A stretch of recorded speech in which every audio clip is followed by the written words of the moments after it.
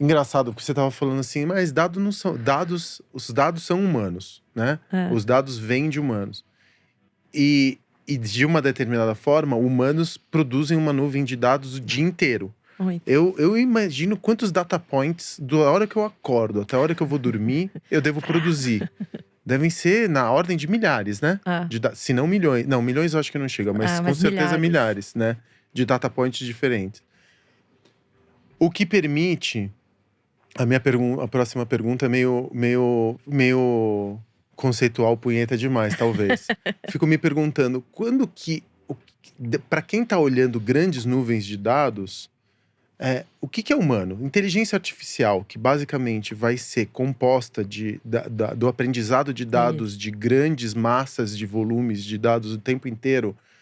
Você acha que esse limite entre humano e inteligência artificial em algum momento vai começar a se dissolver? Eu tô fazendo uma pergunta muito filosófica. Um pouco, mas acho que dá pra gente viajar nessa ideia.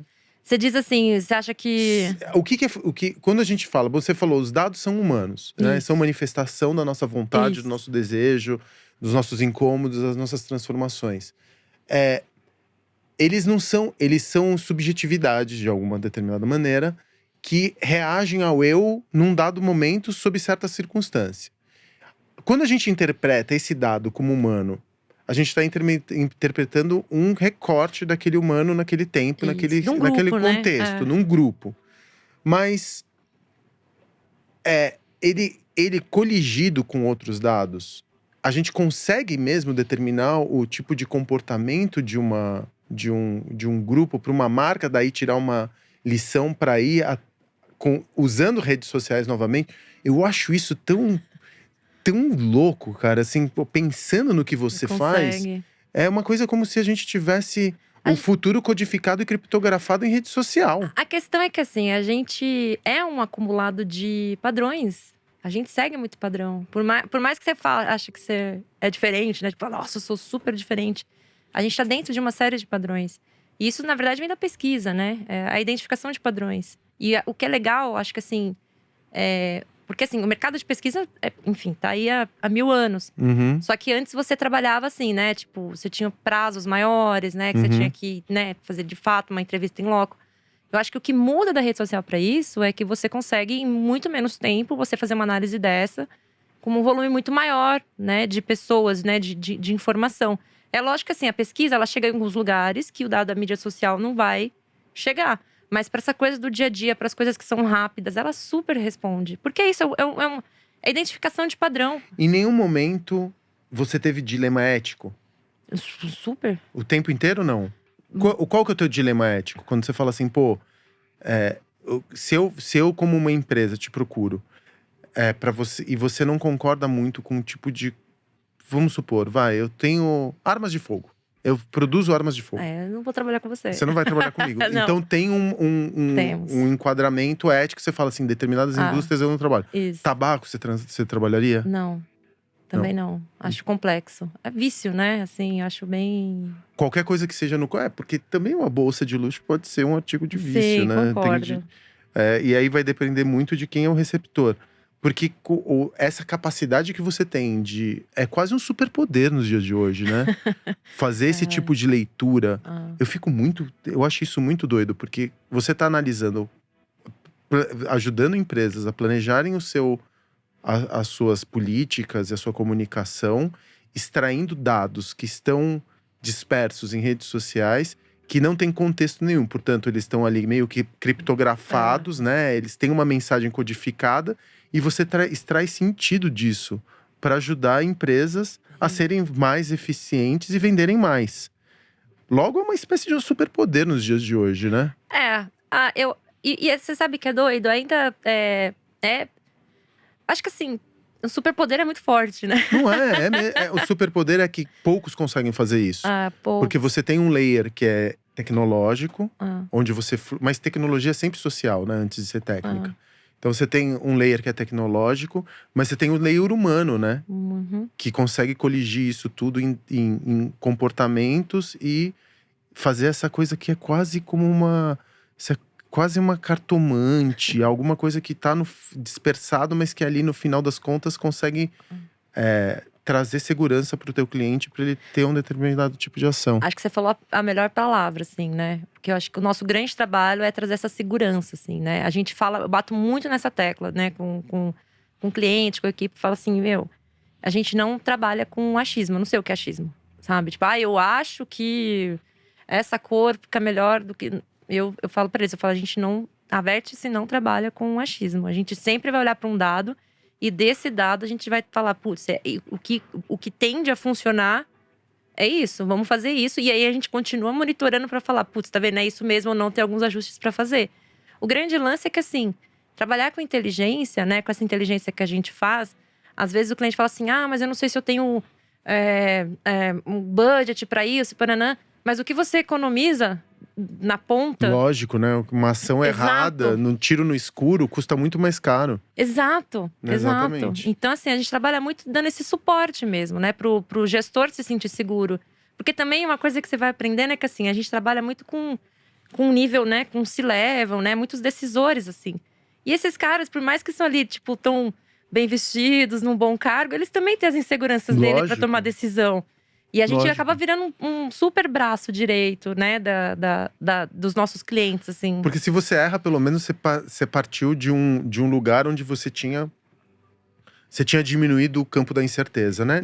Eu tenho certeza que você não vende você vende segurança, mas você não vende certeza. Você vende uma tendência, um caminho, uma direção. E a gente se coloca à disposição para continuar monitorando e para ir ajustando o que deve ser ajustado. Então, assim, putz, o caminho é esse. Vamos fazer isso.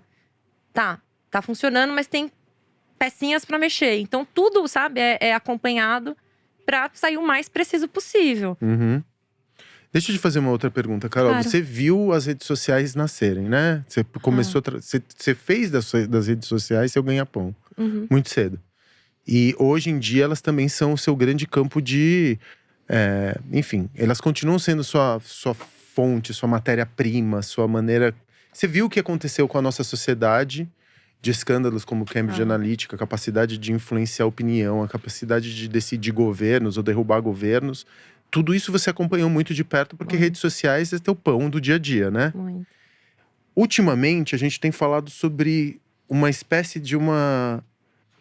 Eu li isso em alguns lugares, eu não sei se eu tô viajando também, mas eu li isso em alguns lugares. Ou sempre se tem uma certa ansiedade para se anunciar o fim de alguma coisa, né?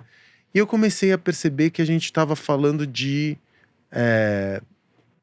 o fim das redes sociais tais como a gente as conheceu. Não o fim, mas o início dessa mudança delas. Elas tomaram uma dimensão gigantesca nas nossas vidas. Ansiedades diversas e tudo mais. E aí, especialmente com o TikTok tá virando essa grande… não é um canal de mim. Aí começou essa discussão. O algoritmo do TikTok tá fazendo com que, por pressão de concorrência, os outros algoritmos mudem, né? Da dominância pela sua rede mais íntima de amigos para um lugar onde tá tua vontade de consumo de conteúdo. E aí o TikTok começa e ele cria um vácuo existencial, né? Ele suga a minha cara, assim, é impressionante. Às vezes eu olho, mais uma vez, eu sei que minha saúde mental não tá em bom estado quando às 4 horas da manhã eu tô no feed do TikTok. Eu falo, dá pena. Eu sei. Eu tenho tanta coisa pra te dizer. Olha, eu trabalho com isso. Eu tipo, por favor, não faz isso. O que você tá achando das redes sociais, assim? O que você analisa como uma pessoa que tá no front dessa discussão? A importância dos seus amigos no seu feed.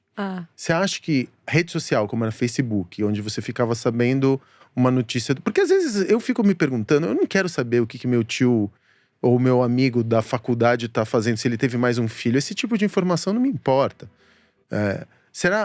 Mas se algum outro empreendedor tá fazendo alguma coisa que eu poderia colocar no meu lugar, nos meus negócios, essa é uma informação que talvez eu não saiba que eu quero. E o TikTok tem essa coisa de te oferecer conteúdos que às vezes você nem sabe que você queria, né? É que eu acho que assim, né? Tudo isso nasceu no formato de rede, né? Eu gosto muito de falar a diferença, né? Às vezes as pessoas falam assim, fala rede social ou fala mídia social? E tem diferença, né? Porque assim, a gente vem, né, de uma sociedade em rede, né? A gente se conecta com as pessoas em rede, né? Que nem a gente se conheceu hoje, a gente iniciou hoje uma rede social nova, né? Não tô falando da online, tô falando da rede mesmo. E aí, quando nasce as redes sociais, eles traz esse princípio, né, da sociedade em rede. Então, a rede social funciona porque existem conexões entre pessoas. E essas pessoas começam a falar da vida delas como se a gente se encontrasse numa mesa de bar. Porque a gente tem uma rede social entre nós, a gente senta numa mesa de bar e começa a trazer… eu fui viajar, eu fui não sei aonde, você viu meu filho? Papapá, e começa essa conversa. A primeira rede social foi o fogo, né? Então, possivelmente, né? Tipo, a gente senta aqui e começa a conversar. Então, a rede social nasce com esse formato, né? De reproduzir a rede social que já existe fora da internet. E aí, esse negócio começa a dar muito certo. Começa a ter muita gente, né? Então, aí os caras olham e falam assim… olha quanta gente tem ali, como que a gente ganha dinheiro com isso? E aí, começa a virar esse business. E aí, começa a virar para um desenho muito mais de mídia social. Que o que importa é a mídia, não é a relação, não é a rede. Aí você tá dizendo, então, o que você quer dizer? Que TikTok é uma mídia social e não uma rede social. Exatamente. Então, acho que assim, as coisas estão partindo hoje para ter muito mais essa característica de mídia social do que de rede social. Então, é mais um canal, é mais uma mídia que a gente vai ter. Então, eu acho assim, não vai morrer a rede social. A rede social em si… pode ser que sim. Talvez a gente ainda vai ter os nossos amigos lá, mas não é a lógica de funcionamento. Não importa a sua relação para ela funcionar. O que talvez se transforme, eu acho que isso vai acontecer, é que você não vai ser mensurado pela quantidade de seguidores que você tem. Mas pela viralização. Me explica isso melhor, eu não entendi. Porque você tá produzindo mídia. Então, assim… Então, o que importa é a audiência. Mas para um criador, por exemplo… eu tava vendo sobre essa coisa da viralização hoje. Tava lendo de manhã, antes de me encontrar contigo. E eu tava, mais uma vez, lendo sobre o fenômeno do TikTok. E eles falavam assim, que o fato de você… porque o TikTok, de alguma forma, democratizou o influencer. Então, ele comoditizou a viralização. Então, muitas vezes você tem criadores que tem 1 milhão… Eu entrei no TikTok no 3º ou 4º vídeo. Parece até que o algoritmo tava fazendo isso de propósito comigo. Pra me Possível, né? Pra me deixar viciado. As minhas 3, 4… eu postei uma vez 0 visualizações. 2 vezes 20 visualizações. Na terceira, menina, quase 1 milhão. Eu ganhei uma cacetada de seguidor que eu não sabia o que era. Aí, isso me deixou viciado. Porque parece que eu gastei $5 na máquina de caça-nique e ganhei… a adrenalina bate ali. Porque eu fui recompensado. Ele falou, olha, me joga conteúdo aqui dentro que eu vou te transformar numa celebridade. Aí, eu fiquei pensando, hoje em dia não acontece mais isso, né? Eu postei um conteúdo no sábado que eu tive tipo 20 visualizações. Eu falei… pra quem já teve 1 milhão, ter 20, que deprê. Tá acontecendo? O que acontece na minha interpretação? E eu queria que você me ajudasse nesse campo. Eu viralizei uma mídia, eu ganhei um monte de seguidores. Só que hoje, 14% dos views de um TikTok vem dos seus amigos. Os outros 86% remanescentes, eles vêm do For You page lá, né? Daquela página que o algoritmo determina que são conteúdos que podem te interessar. Então, tudo bem, você vai viralizar. Mas isso vai representar o que pra você? Porque se você é um influencer no Instagram ou no YouTube, você consegue tirar o seu ganha-pão dali. Agora, no TikTok é muito mais difícil. A quantidade de dinheiro que você consegue tirar, mesmo sendo influencer no TikTok, é muito menor do que nas outras mídias sociais. Então você tá falando, não, a gente vai ter uma mídia social, o que vai ser importante vai ser a viralização. Isso, por um outro lado, vai fazer com que a gente gere conteúdos cada vez mais polêmicos, extremistas e perigosos. Exato, porque eu quero ser vista, né? Enquanto que o campo da influência, que é aquele campo da consistência e do trabalho bem feito com consistência, talvez a gente sinta saudade desse tempo de rede social, pensando bem. Quando todo mundo tá tentando o tempo inteiro fazer mídia para viralizar, porque você não pode viralizar, você tem que ter cuidado como você viraliza no Instagram, porque você tem uma reputação que te precede, né? Sua rede. A sua rede, sua consistência. Aham. Agora, se eu tô fazendo um monte de gente um conteúdo para um monte de gente que talvez vá me ver, talvez não, qual que é a minha responsabilidade? Eu acho que é um bom ponto, porque… Não sei, né? Não existe. Existe? Não, não existe responsabilidade. A minha responsabilidade é só com a mídia, só com a Então. viralização. E TikTok pra você consegue extrair hoje dados? Não. Você não consegue? TikTok 100% fechado. As ferramentas estão… Os APIs não chegam lá? Não chegam. Eles não entregam. E essa é a grande questão hoje do mercado, né? As ferramentas estão em negociação para abertura de API. Tem uma fila, né? Eles estão liberando, mas assim, eu sei que existe uma fila de ferramentas. Então, hoje, o TikTok a gente não enxerga. O que a gente faz, assim, para os clientes, estratégia, a gente faz uma busca bem manual dentro do TikTok, do que é referência, do que, né, o que tá dando certo, tananã. Mas, assim, faz uma análise bem manual de tipo, ó, isso aqui funciona, isso aqui não funciona, esse é o caminho, pananã. Mas, assim, sem muitos dados, assim, não dá. TikTok ainda não dá. E muito provavelmente ele não vai ter esse tipo de grau de abertura que… eu acho que não vai. Eu acho que o TikTok não vai. Até por ser da ByteDance, que é uma empresa chinesa, enfim. E eles, mais além de serem chineses, eles têm uma relação… Como o mundo ocidental é bastante hostil, porque não se sabe o que se faz com essa nuvem de dados. Eu não acho… Porque às vezes a gente se esquece de pensar que o TikTok, sendo uma das redes sociais mais influentes no mundo hoje, isso também é um projeto de poder, né? Putz, 100%. É um projeto de poder. A gente tá vendo um outro projeto de poder e sendo implementado. Que, de alguma forma, vai colonizando os nossos desejos, né? O nosso campo psíquico. Eu não tô dizendo… A gente sabe que, hegemonicamente, do ponto de vista da hegemonia mundial, a China tá cada vez mais influente. Sim. E… Tá descentralizando, né? E a gente tá tirando aquela coisa do… a gente não sabe se os Estados Unidos vai continuar sendo a única superpotência mundial, junto com outros, obviamente. Mas a China tá… A gente pensava que poderia ser a Rússia, mas a Rússia se mostrou muito fragilizada por conta da Ucrânia, enquanto que a China continua com a sua… E você sabe que eu fico muito triste, você tá falando tudo isso, pode soar muito, né, uma coisa muito sonhadora, assim, né? Mas o Brasil, enquanto país, um dos que mais consome mídias sociais, que tem profissionais incríveis de tecnologia… Putz, cara, por que a gente não tem nada aqui? Porque a gente é sempre fornecedor de matéria-prima. Então, né? Tipo, você fala, né? Historicamente, a gente sempre foi fornecedor de matéria-prima e dados. Galera indo na roda embora de inteligência, de tecnologia, de dados, indo pra Europa, indo embora, tá todo mundo indo embora. E aqui tem um monte de profissional, assim, cara, tipo, capacitadíssimo, assim, que o mundo tá se rasgando pra ter. Aí você traz isso, você fala isso, né, dos Estados Unidos, da China. E olha pro Brasil e fala assim, gente, a gente tinha tanto potencial. É verdade. E a gente tem muitos programadores brasileiros que são incríveis, né? Incríveis! Eu vou te falar que, assim… eu escuto, né, assim, a gente que tá no dia a dia ali da Vértice, né, óbvio que a gente sempre trabalha… Quantas pessoas trabalham na Vértice hoje? Hoje nós estamos em mais ou menos 25 Nossa, pessoas. grande, né? 25 pessoas. E, estamos trabalhando bastante, ainda bem. Mas assim, eu vejo muita gente falando assim, o que vocês fazem, do jeito que vocês fazem, e gente grande no mercado falando assim, é muito difícil de achar. E não tô falando só, tipo, aqui no Brasil, não, tô falando fora. Muita gente fala isso. E a gente que tá no dia a dia, a gente se cobra muito, né?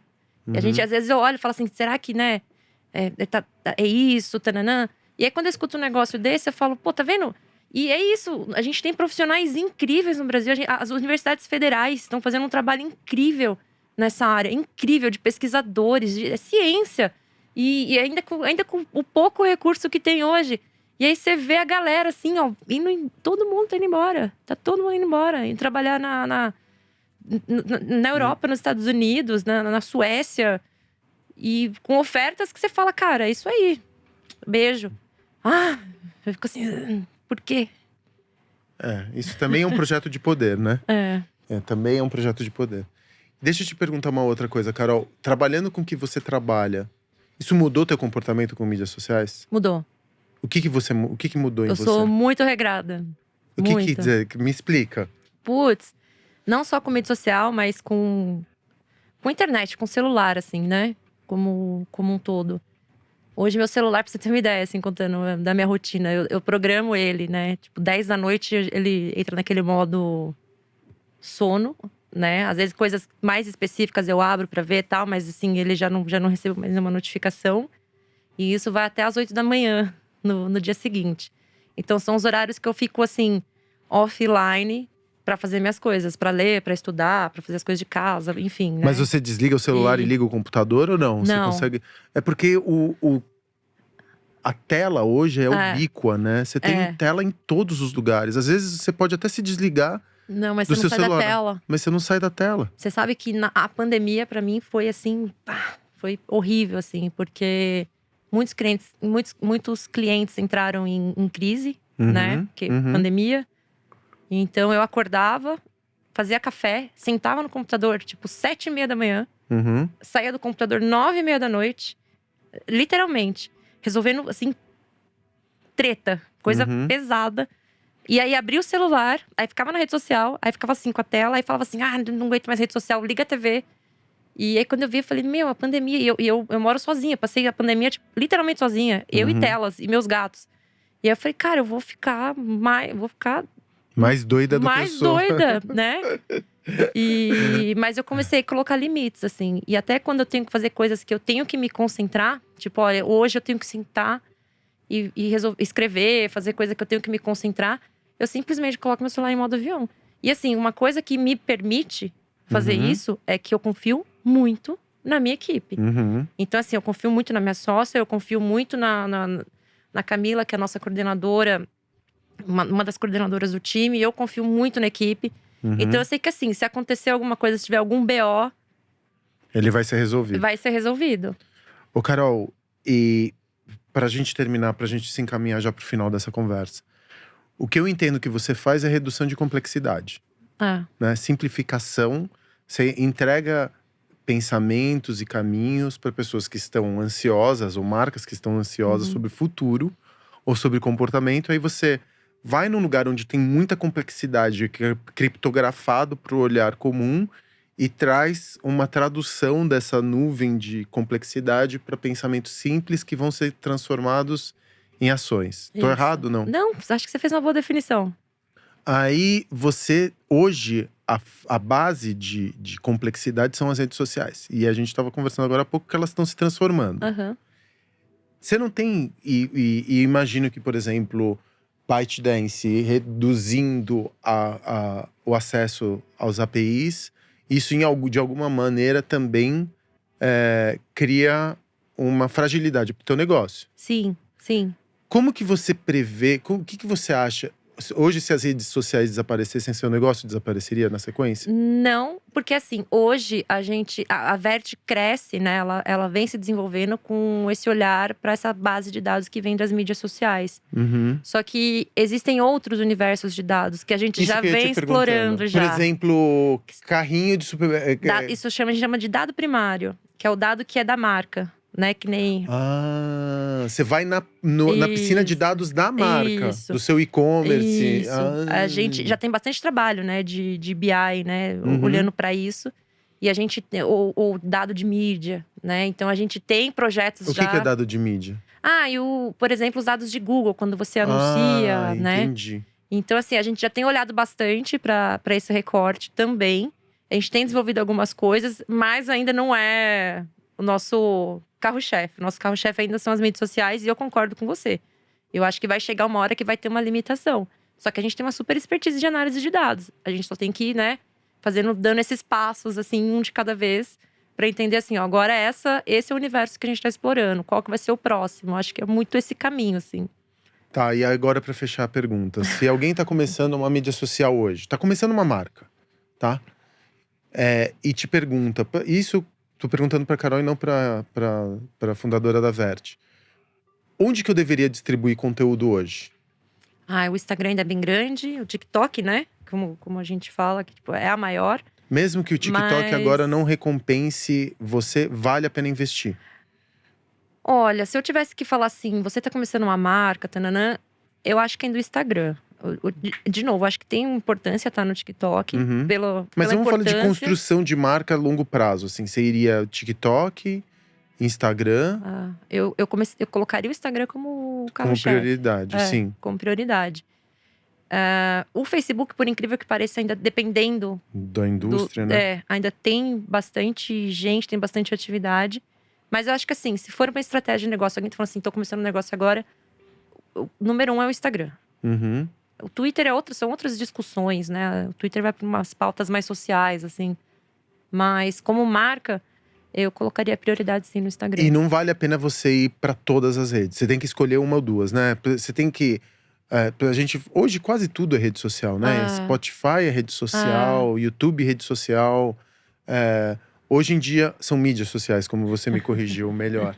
Melhor mídia social, eu vou começar a usar esse termo agora. Obrigado por ele. Imagina. E então, você acha que vale a pena uma marca ter aquela crise da ansiedade da produção de conteúdo, de querer ocupar todos os espaços, fazer podcast, videocast? Eu sou um pouco contra, assim, Né? sabe? Eu acho que assim, quando a gente pensa, né, nessa estratégia, primeiro assim, entender onde seu público tá, né? Acho que muita inteligência é isso, né? Tipo, onde que quem você quer impactar está. E aí disso, a gente começar a dar as coordenadas. Porque assim, não adianta você replicar o que você faz no Instagram, no TikTok, replicar no Twitter, replicar no Facebook. Cada rede se comporta de um jeito. Então você tem que produzir uma coisa pro Instagram, uma coisa pro Facebook, uma coisa pro TikTok. E dá muito trabalho. Então, pra quem tá começando, eu gosto de falar assim, foca aqui, faz dar certo aqui. Tipo, não precisa ignorar as outras redes. Pode fazer uma coisinha ou outra, mas assim, o esforço pro negócio virar tem que estar nessa. E aí depois, quando virar nessa, a gente pode ir pensando nas outras. Acho que um passo de cada vez. Talvez, acho que a grande lição que fica aqui, olha… Crie um conteúdo que seja verdadeiro para tua marca. Depois você vai se preocupar como que você vai destrinchá-lo e distribuí-lo, né? Não se foca numa necessariamente rede social ou mídia social, mas se foca no conteúdo. E adequado naquela rede. E adequa esse conteúdo, né? Essa pauta editorial, né? Formato. Aí você vai adequar o formato, a rede, ao tipo de corte e tudo mais. Muito legal, Carol. Putz. Que legal. Adorei a conversa. Viu? Te falei 1h05, assim, ó. Rapidão. Redondo. Obrigada. Obrigado pelo convite. Imagina, obrigado você por ter vindo, pelo teu tempo. Imagina. Pelos teus ensinamentos. Uma coisa que realmente, às vezes, parece muito abstrata. Como… você capturar dados de redes sociais para dali destilar comportamento. Você consegue deixar isso de uma maneira muito humana, muito simples, muito didática, muito compreensível. E eu acho que foi a primeira coisa que, quando a gente não estava nem gravando, você virou para mim e falou assim, não, mas o meu negócio aqui é ser didática, né? Eu falei, Carol, não tenha medo, não, pode ir na complexidade. Ela falou, não, eu gosto das coisas mais simples. Eu tenho essa missão de simplificar, que é uma coisa muito do educador, né? Tem que tirar essa aura de que tudo é difícil, sabe? Tipo, não tô falando que é fácil, né? Tipo, acorda e sai fazendo. Mas é possível. E a gente tem que facilitar, sabe? É aí que você encontra…